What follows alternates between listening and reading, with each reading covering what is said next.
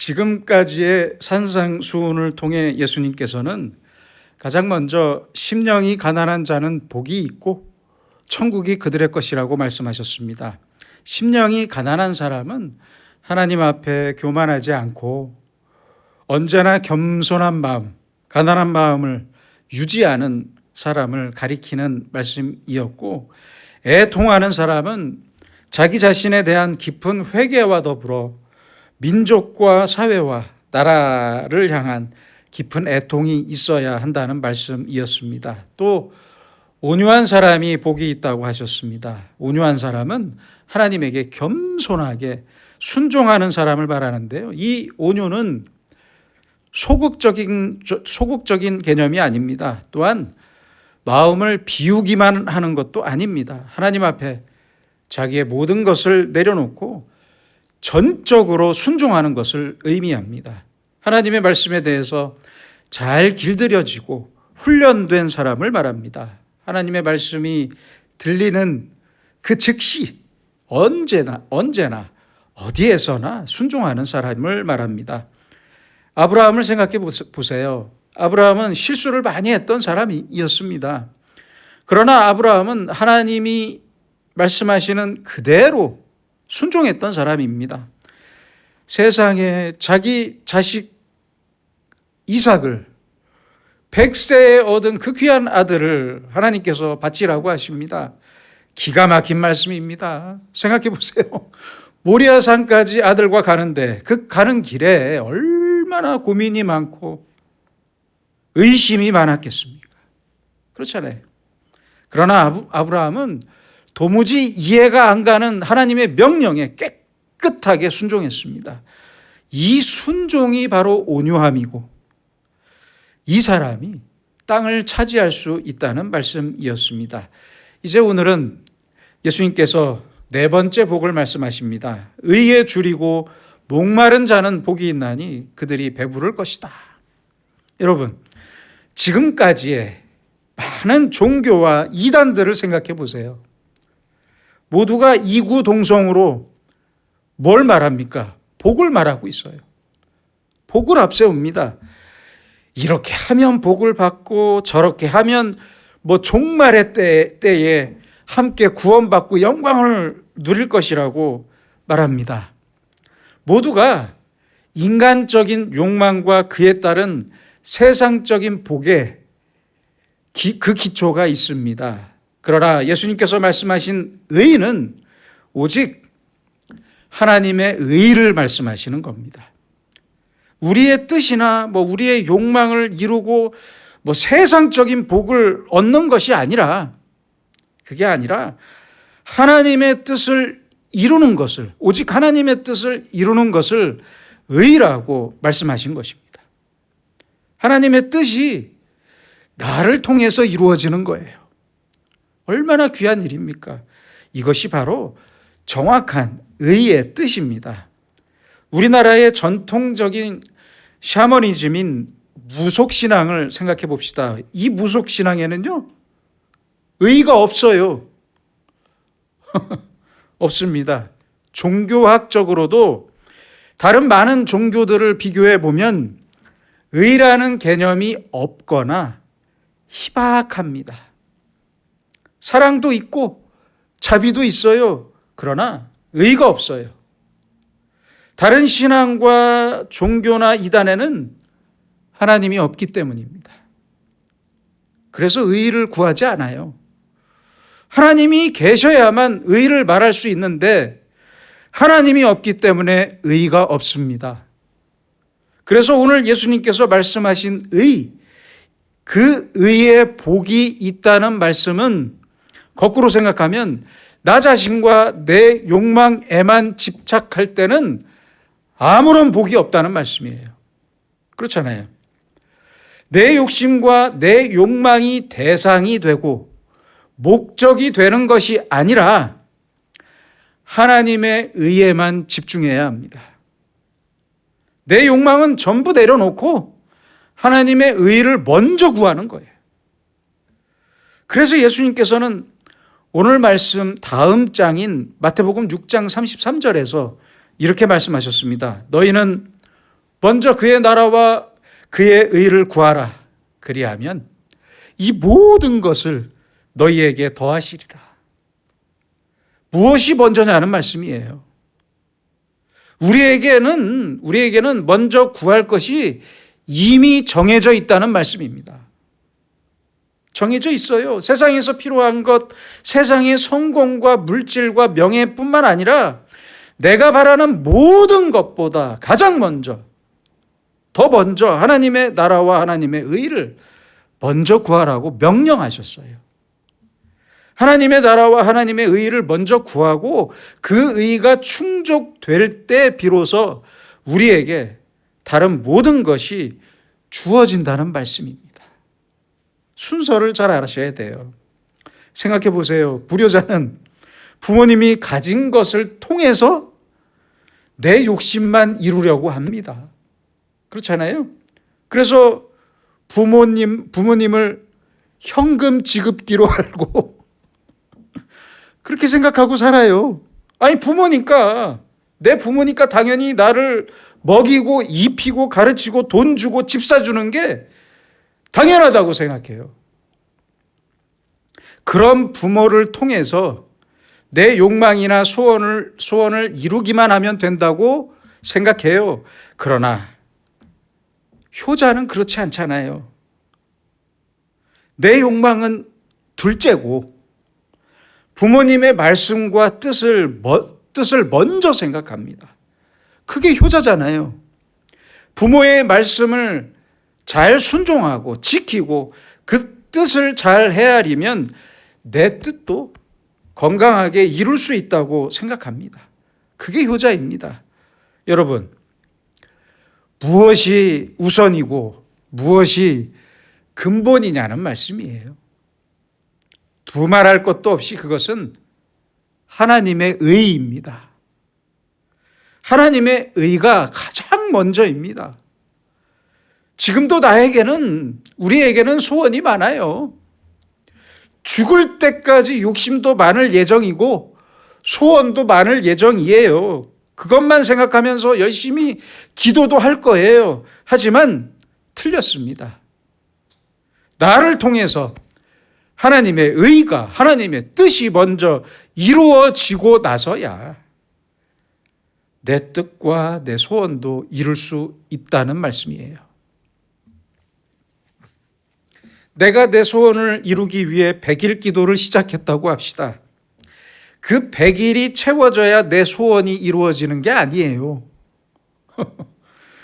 하나님의 의가 먼저 충족되어야만 내 소원도 부수적으로 이루어지는 거예요. 이 사실을 알고 내 생각을 바꿔야만 합니다. 반드시 바꿔야 합니다. 예수님께서 이 땅에 계실 때 예수님을 따라다녔던 사람들의 소원이 무엇이었습니까? 병 고침을 받기 위해 따라다녔고 출세와 정치적인 목적을 위해서만 따라다닌 사람들도 많아요. 거의 다 그랬어요. 전부 다. 제자들도 그랬잖아요. 예수님이 새로운 나라를 세우시면 한 자리 차지하기 위해서 따라다닌 거예요. 사람들은 이렇게 저마다 강렬한 자기의 욕망을 위해 지금 산 위에 예수님 앞에 앉아 있었습니다. 그 욕망이 가까운 시간 안에 실현될 것 같았고 그래서 더 예수님께 집착했던 거예요. 이런 사람들에게 오늘 예수님께서 기가 막힌 말씀을 하십니다. 의에 줄이고 목마른 자가 복이 있다. 기가 막힌 말씀이에요. 사람들의 욕망과는 너무 거리가 먼 하나님의 의에 대해서 말씀하고 있습니다. 예수님을 쫓아서 산에 올랐던 사람들의 귀에 지금 예수님의 입을 통해 의에 대한 말씀이 들리지만 사실 이 사람들은 의에 대한 생각도 없고 관심도 없었어요. 그러나 예수님은 분명히 말씀하십니다. 하나님의 의를 찾기에 굶주린 사람, 하나님의 의를 이루기에 목마른 사람, 그 사람에게 복이 있다. 먼저 하나님의 의를 이루고 그 의가 충족된 사람에게 그들의 소원이 이루어질 것이다. 바로 이런 말씀을 하셨던 겁니다. 예수님께서는 하나님의 의를 대상화해서 비유적으로 말씀하셨습니다. 의에 줄이고 목마른 사람, 이 사람이 복이 있다. 사람이 배고프면 무슨 일을 할 수 있고, 아니 사람이 목이 마르면 대체 무슨 일을 할 수 있겠습니까? 아무 일도 할 수 없어요. 그렇잖아요. 배고프면 먹어야 하고 목마르면 물을 마시는 것이 가장 먼저 최우선으로 해야 할 일입니다. 하루 종일 굶거나 하루 종일 마시지 못하면 사람이 어떻게 살 수 있겠습니까?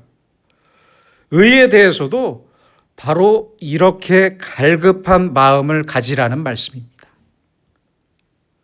모든 생명체에게 배고픔이나 목마름은 먹어야만 해결될 수 있는 것입니다. 그런데 하나님의 의에 대해서는 전혀 배고프지 않거나 목마르지 않다면 이 얼마나 큰 문제입니까? 그렇잖아요. 2020년 7월의 뉴스를 보면 연세대와 홍익대에 대한 교육부 종합감사에서 입시 비리와 회계 부정이 무더기로 드러났던 적이 있었는데요. 연세대학교 전 부총장인 이모 교수의 딸이 대학원에 부정 입학했던 사실이 드러나기도 했습니다.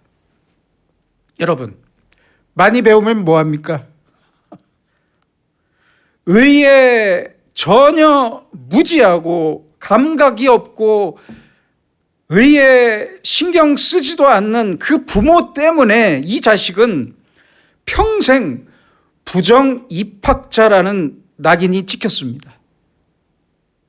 부모가 자식에게 악을 가르쳤습니다. 이러면 되겠습니까? 이게 부모예요? 도대체 의를 버리면서 무엇을 얻겠다는 말입니까? 그럴 수 없습니다. 깊이 생각해야 합니다. 또 하나 잊지 말 것이 있습니다. 의를 이룬다는 것은 나의 공로도 아니고 업적도 아니고 아주 당연한 일입니다. 사람이 굶으면 먹고 목마르면 마시는 것처럼 아주 당연한 일입니다. 그래서 의인은 결코 선행이 될 수 없어요. 잊지 마세요. 뉴스에 보면 누가 남의 돈을 현찰을 큰 돈을 주어서 찾아준 일에 대해서 아주 대단한 일이라고 기사가 나기도 하잖아요. 그런데 생각해 봅시다. 그게 내 돈인가요?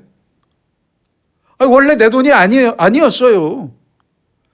내 돈이 아닌 남의 돈을 남에게 찾아주는 게 대단한 일입니까? 아닙니다. 이건 아주 기본적인 일이에요. 목마른 사람이 물을 마시듯이 기본적인 일이에요. 전혀 칭찬이나 칭송받을 만한 일이 아니라는 말씀입니다. 여러분, 그래서 의라는 것은 아주 기본적인 일이라는 사실을 잊지 말아야 합니다. 배고프면 밥을 먹고 목마르면 물을 마시는 것처럼 가장 먼저 생각하고 아주 당연하고 편안하게 할 수 있는 일이 바로 의라는 말씀입니다. 이 의가 어떻게 인간의 공로가 되고 이 일에 무슨 칭찬이 필요하다는 말입니까? 밥 안 먹으면 못 사는 것처럼 의는 아주 기본적인 일이고 아주 기초적인 밑바닥의 일일 뿐입니다.